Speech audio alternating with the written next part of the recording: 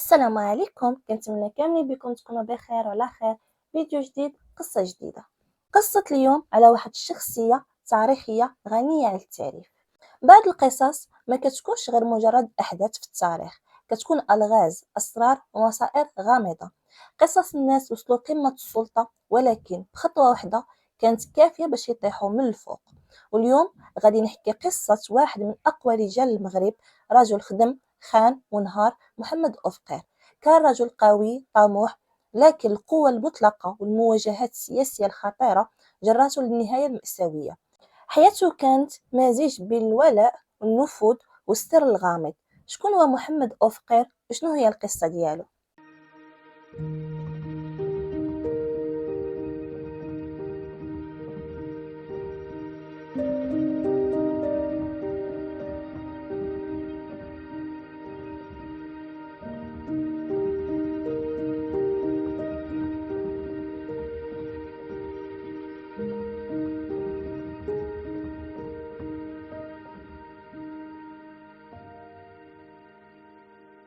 محمد أفقر تزاد سنة 1920 في قرية عين الشعير في الجنوب الشرقي للمغرب، من عائلة أمازيغية.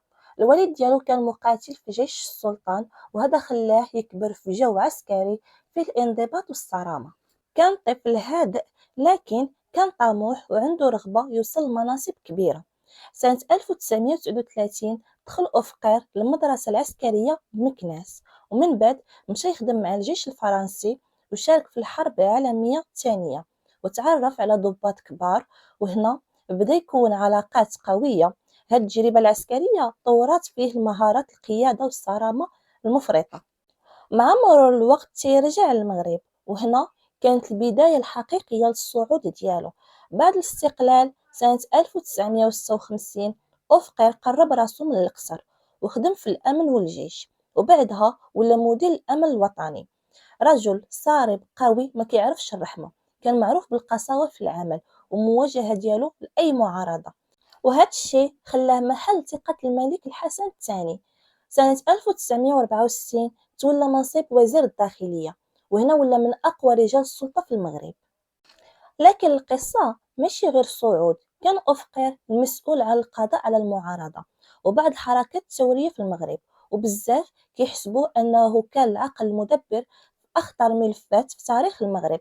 اختطاف واغتيال المهدي بن بركة سنة 1965، القضية اللي مازال عليها الجدل. اللي بغى يعرف قصة المهدي بن بركة، الفيديو موجود في القناة. نرجعوا القصة ديالنا. محمد أفقر نظم الأجهزة الأمنية بطريقة صارمة، ودار إصلاحات في المخابرات المغربية، وخلق شبكة مراقبة قوية في البلاد كاملة. كان كيتعامل بالقوة والحزم مع أي تهديد للنظام. ورغم هذه الصرامة كانت عنده حياة شخصية مستقرة. تزوج من فاطمة الشناوي، سيدة أنيقة ومعروفة في المجتمع المغربي، ولد معها 6 ديال الأبناء. كانت عائلته عايشة حياة رفاهية قريبة من القصر الملكي، وعندهم فيلات في مدن مختلفة في المغرب. لكن كل قوة عندها نهاية.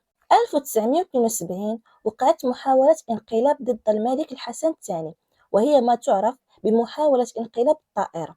الطيارين اللي هاجموا الطائرة الملكية كانوا على تنسيق مع أفقر حسب الرواية الرسمية. وبعد فشل الانقلاب القصر اتهم أفقر بالخيانة العظمى، والملك أمر بالمواجهة ديالو فورا. وهنا كانت بداية النهاية المأساوية. يوم 16 غوش 1972 تم الإعلان عن موت محمد أفقر. الرواية الرسمية كتقول انتحر برصاصة في الرأس.